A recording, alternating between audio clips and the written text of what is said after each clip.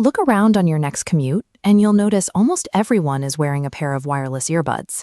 Since the pandemic, true wireless stereo, or TWS, earbuds have transitioned from a luxury item into a daily necessity for remote work, commuting, and entertainment across India. And because of that, sales volumes are absolutely staggering.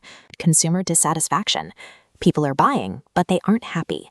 Premium buyers might be willing to pay a brand tax just to have a prestigious logo on their case. Budget-conscious buyers in India operate differently. They purchase earbuds expecting specific technical capabilities, and they demand sheer functional utility for every single rupee spent.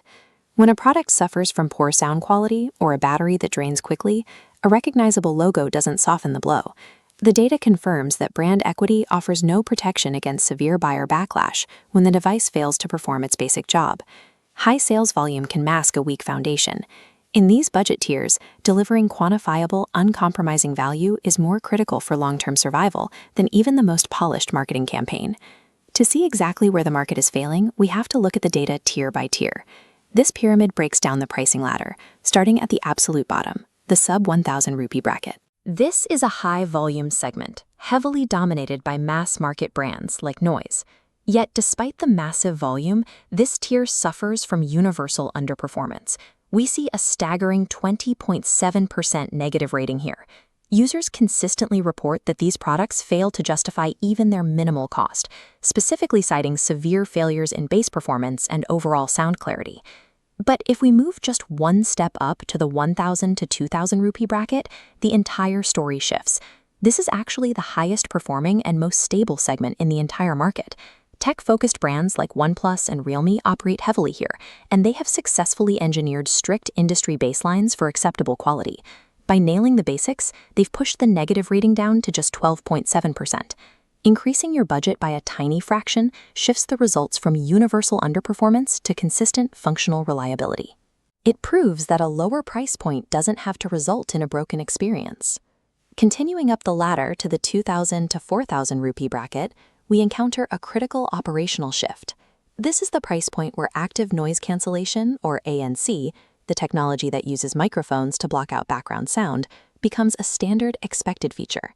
But this introduces a new problem we call the ANC trap. Brands are rushing to force noise cancellation into their earbuds, but they are failing at power consumption management.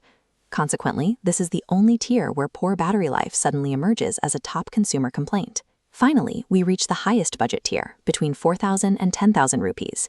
You might expect near-perfect satisfaction here, but instead, buyers' remorse skyrockets straight back up to a 19.5% dissatisfaction rate. The most surprising data point in this premium budget tier is the failure of legacy audio pioneers. Brands that practically invented modern personal audio, specifically Sony, are facing intense consumer backlash. What we're seeing is a massive expectation versus reality gap. Indian consumers hold these legacy brands to an exceptionally high standard based on their historical reputation.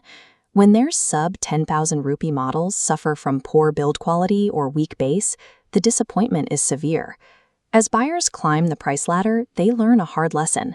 Neither complex features like ANC nor famous legacy logos guarantee a good experience if core engineering is compromised. This split-screen scorecard divides the market based on disciplined product design. On the left, the benchmarks. Realme, OnePlus, and CMF maintain high satisfaction by delivering on technical promises. On the right, the underperformers.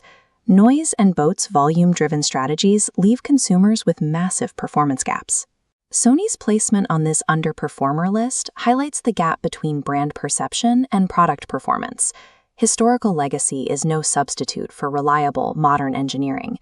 The Indian TWS market is sharply bifurcated. Winning in this space isn't about who can flood the market and sell the most units.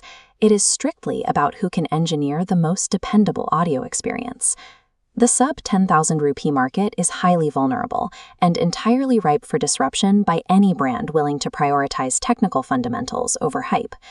The future winners of Indian audio won't necessarily be the companies with the loudest advertising campaigns.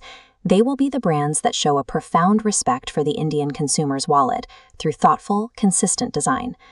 Let us know in the comments down below, which price bracket do your current earbuds belong to?